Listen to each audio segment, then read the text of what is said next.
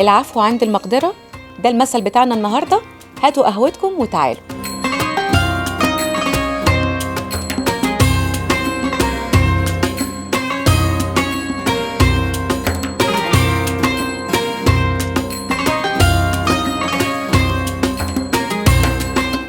العفو عند المقدرة. هنعمل ايه بقى؟ هنسامح ولا مش هنسامح؟ ماذا نحن فاعلون؟ it depends. على ايه بقى؟ يعني ايه اللي ممكن نسامح فيه وايه اللي ممكن نسامح برضو، بس ناخد steps يعني. بس في ناس ما بتعرفش تسامح خالص. بس ده بيبقى حمل عليهم، بيبقى حاجة تقيلة، مش قادرين يتحركوا او يمارسوا حياتهم طبيعية. ما هو اللي بيسموها الهولد جراجز، ان انت تبقى في حاجة جواكي كده تقل، زي القصة بتاعت هقولها. القصة بتاعت المدرسة اللي كانت بتعلم الأطفال عن التسامح، وقالت لهم هاتوا كيس وحطوا فيه عدد من الطماطم، كل واحد تعبكم في حياتكم وانتوا مش قادرين تسامحوه حطوه في الكيس ده، والكيس ده فكل واحد حط 2 3 وخد الكيس وايه روح بيه. هي قالت لهم لازم تفضلوا ماسكين الكيس ده طول الوقت معاكم. فهم قالوا اوكي، خدوا بقى الكيس، يروحوا البيت معاهم الكيس، يخرجوا يناموا الكيس معاهم. فبعد كده رجعوا بعد اسبوع، قالت لهم ايه الاخبار؟ قالت لهم يعني ده كان حاجه بشعه ان احنا نشيل الكيس ده معانا طول الوقت، كان حمل تقيل علينا، وان هو الطماطم عفنت وريحتها بقت صعبه، ما بقيناش قادرين نتكيف ونتعامل، ويعني كنا تعبانين نتعايش مع الطماطم. فهو ده عامل كده، اتس انكونفينينت بالظبط. شايله تخيلي انت بقى عامله جروسري ورايحه وجايه بيه بتاع، مش كونفينينت فعلا. فدي حاجه اكزهوستنت لينا احنا، ان احنا تعبانين من الحمل والتقل ده، احنا اللي شايلينه. الاخر ده ممكن يكون عمل فيكي مشكله ومكمل في حياته ومش بيفكر فيكي اصلا يعني خلاص. فهو اول حاجه لو احنا ما سامحناش احنا اللي بنبقى تعبانين، فاحنا نسامح علشان احنا نرتاح لينا احنا. وبتهيألي برضو يعني ان دي حاجه هتبقى يعني في اي دين دي حاجه كويسه، ان الانسان يسامح اللي قدامه، ده شيء كويس، ويعني اكيد يرضي ربنا يعني ان الانسان ما يشيلش ما بين التسامح والنسيان. احنا ما عندناش الزهايمر.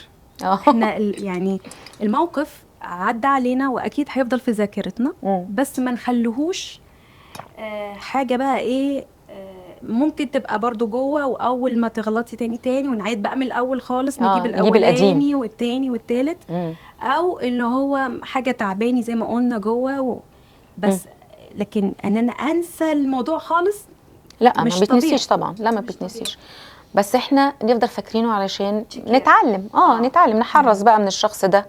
من ضمن بقى العلام ده ان احنا بقى نحط باوندريز. ايوه لازم صح. بقى الناس اللي احنا شايفين ان هي بتتعبنا، بتعمل لنا مشاكل، بتأثر علينا تأثير سلبي، يعني بيبقى في ناس واحنا معاهم بالظبط، واحنا معاهم لا مش على طبيعتنا، مش عارفين نتعامل براحتنا، متكلفين بزياده، حاسين ان لا انا لازم اخلي بالي، اصل هيعلقوا لي على دي وهيعلقوا لي على دي فلازم اخلي بالي كويس قوي من كل كلمه واحسب كل حاجه، فبيبقى ده ستريس علينا في وجودنا مع الناس دول. فالمفروض ان احنا نبتدي بقى نحط باوندريز ونشوف بقى ازاي نقدر نتعامل مع السيتويشن والناس دي صح. يعني بس عشان برضو لازم نصنف الناس، يعني في ناس يستاهلوا ان احنا نسامحهم وكده، مثلا ممكن ناس تيجي تعتذر طيب خاطرك بتاع، لكن في ناس ممكن تعمل الغلط وما تهتمش اصلا انها تعتذر، او ان انت زعلانه او تعبانه يقول لك يعني ما تزعل، يعني هو كيرز.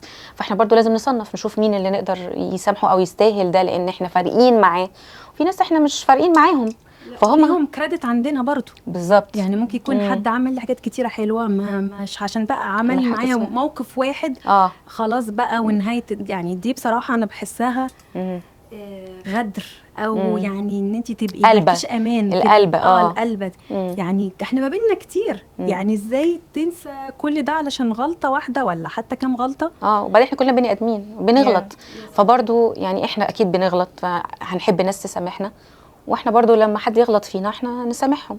برضو الناس دي اللي احنا لينا عندهم كريدت او هم ليهم عندنا كريدت، انا شايفه برضو ان الحوار او الكوميونيكيشن بتفرق، لان كل واحد بيطلع اللي جواه، كل واحد بيقول اللي مضايقه مش عارفه ايه بتاع، فلو فعلا الناس دي بنفرق معاهم اكيد at some point هيخلق العتاب.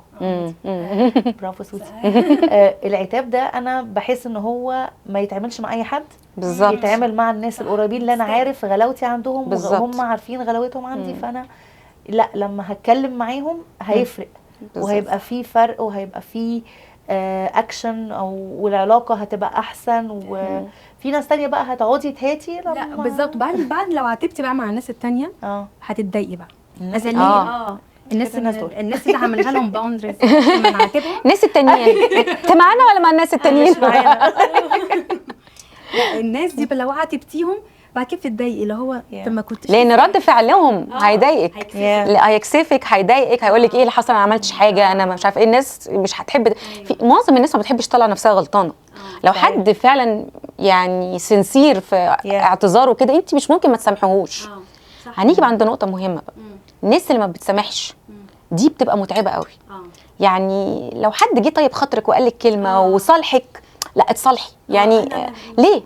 ما بحبش الخصام وبعدين برضه انت اللي بيقول سوري ده يعني تعبان يعني مش سهله برضه. مش سهله خالص، دي اصعب حاجه على فكره. اصعب حاجه السوري.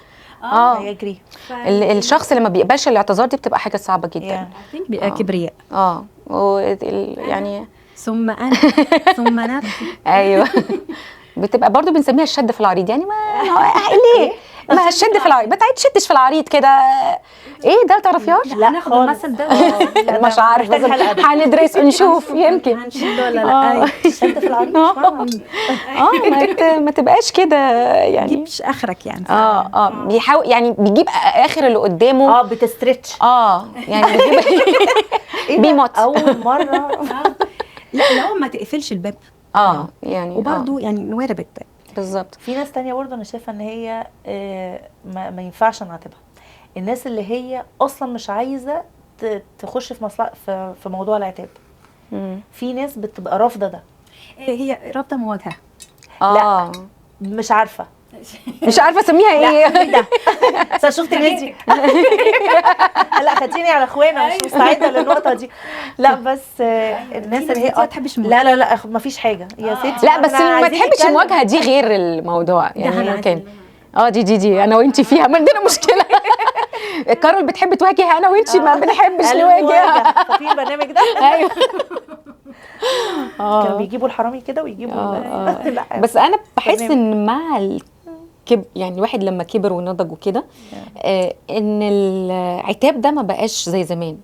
يعني زمان الواحد كان بيعاتب اكتر، دلوقتي لا الواحد بقى فاهم امتى يعاتب امتى ما يعاتبش. لا يعني زمان واحنا صغيرين يمكن ناس تستفاد من اللي هم الاصغر.